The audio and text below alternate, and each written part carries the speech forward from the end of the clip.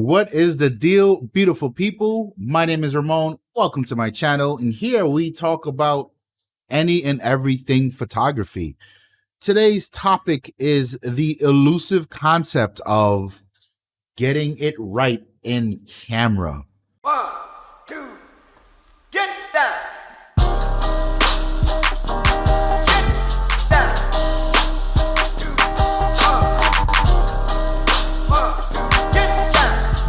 My God, what an uphill battle. And I'm sure you've all seen this. It's usually coming from the snobbish direction, but it's got some credence to it, right? And I think it is worth investigating. And I was able to break this concept down into two main pieces, and that's how I've been attacking it over the last year and a half or so. And I can honestly say there's some things to it. It's not an absolute concept, right? It is in concept, but it's not an absolute concept. So the first part of getting it right in camera is all about being a technical photographer. And this now spiders into two different worlds.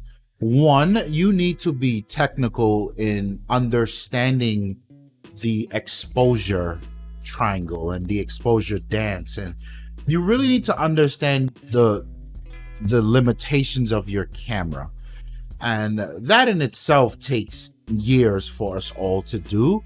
And the second piece to it is really being technical in understanding your subject and the things your subject require from your camera to just be able to expose that correctly. So let's apply this to two different worlds. One is street photography, right? That's my favorite genre of photography.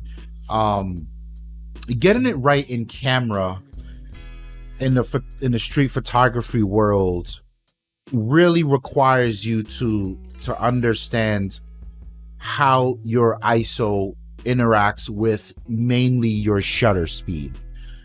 And it's that decision, the first decision you'll have to make with your ISO is to make sure you've got it set to the right sensitivity so that you can get a properly exposed image.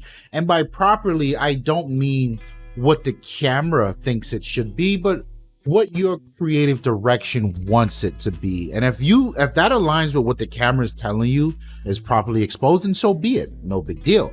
But you need to have control of your ISO. And then the second decision really is it's do you want to portray motion? How do you want to portray motion? Do you want to freeze time, or do you want your subjects to be frozen in just the right area where you know that you can clearly make out it's a person and see what they're doing, but there's that magical amount of motion blur, right? And that occurs at different shutter speeds based on what people are doing and what time of day. It's pretty complex. So once you sort of understand that dance that has to happen within the exposure triangle, now you can think about it from the subject perspective. Is it a taxi cab you're trying to capture? Well, you need to be somewhere around, I don't know, 2/50th of a second. Is it a person that's walking? Then you can get down to anywhere around 1/125th. These type of things, knowing your subject, knowing the scene, and then immediately throwing the exposure dance on top of that. Once that all kind of aligns together, that perfect alignment, you very well may not need to touch this image in post, right? And that's the magical part of getting it right in camera. Let's talk about portrait photography, right? So a lot of us, I say you, and when I say you, I mean me as well. we get on Instagram and we see these crazy glamour portraits, right? And that's not my style. It's not my taste. Can I do it? Have I done it? Yes. I prefer a more muted, down-to-earth, realistic-looking portrait. What does this look like getting it right in camera for portraiture? Well, one, I think the easiest way to really get to it is to sort of conquer natural light. And again, conquering natural light is about that exposure dance. It's about how to let the correct amount of light into the scene for your desired, your creative direction. And really, it's, again, how do you want to portray motion here? Do you want to freeze it? Do you want to have the curtain? Do you want to have the hand a little blurred when the model pulls back the curtain to look out the window? Very much like street photography, it's when you understand what it is and how your subject is going to be doing whatever they're going to be doing, and how that plays hand in hand with your technical ability of the exposure triangle. And when these things magically align, you get a portrait that's just spot on, and you may not need to edit it, right? And I think it's these two different examples exist in a very niche world, because there's a lot of money to be made. I'm looking at Luminar, I'm looking at Adobe, I'm looking at every other creator on YouTube. There's huge amounts of money to be made in post-processing. So much so that post-processing has become an influence to the regular person when talking about photography. So when you have a client and you do your portrait stuff and you knock it out of the ballpark, they're gonna come back and be like, yeah, these don't look like they were edited. I want that light and airy feel, or that super contrast, or I want to look like a goddamn Barbie doll with plastic face. Like, that is what it is. It's a runaway train.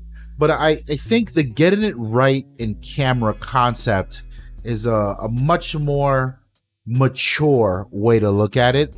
It's for a photographer who's been doing it for a while and is tired of keeping up with the trends. It's for a photographer who wants to really disconnect from the influence of what should be, and just happy with the decisions they made, not only toward the subject, but the decisions they made technically in the camera, and they're totally fine with that. This leads me to a question I have for you, and you can answer that in the comment section down below. Are you willing to give up post-processing? Can you see yourself existing in a world without post-processing? Interesting. If you are new here, I would love for you to subscribe, stick around, got a lot of content coming. If you like the video, like it. If you don't like it, dislike it, that's okay too. Before I leave you, I want to give you an example to show you that I really do understand that the getting it right in camera is not the end all be all. So I've been chasing a shot of the Statue of Liberty for months now. And I've been back to this one location in Brooklyn for, it's probably around 6 or 7 times now. And it's a very difficult subject to shoot at night for various reasons. And every time I get it, in the daytime, it's amazing. Got it right in camera. I don't need to edit it. I can print it straight out. I can post it to whatever social media. Perfect. But at night, I just can't do it. And I've tried so many different ways. I've tried bracketing.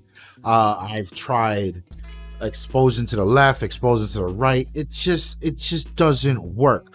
Ultimately, what I have ended up doing for the Statue of Liberty is underexposing the image by about 2 stops and really relying on the dynamic range and the depth of that raw file to bring it back in post. Reason being, if I rely on the exposure meter in the camera, it's going to give me a 0 value that looks super weird. And it's only about the second time that I got home and failed that I understood what was going on. The Statue of Liberty at night is lit by some very intense lights. So the entire structure is really well lit, but then there's just a flood of blackness around it. So there's this super intense light and then darkness. My God, does it do trippy things to the exposure meter. So when I get home, the first 2 times, even though it was telling me the scene was properly exposed, it was not. And the statue was completely blown out. And no matter what I did with those highlights, failed.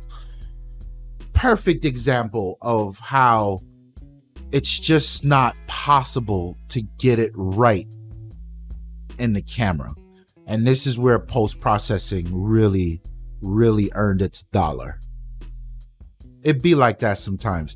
My name is Ramon. I'm out of here. Peace. 1, 2, get down.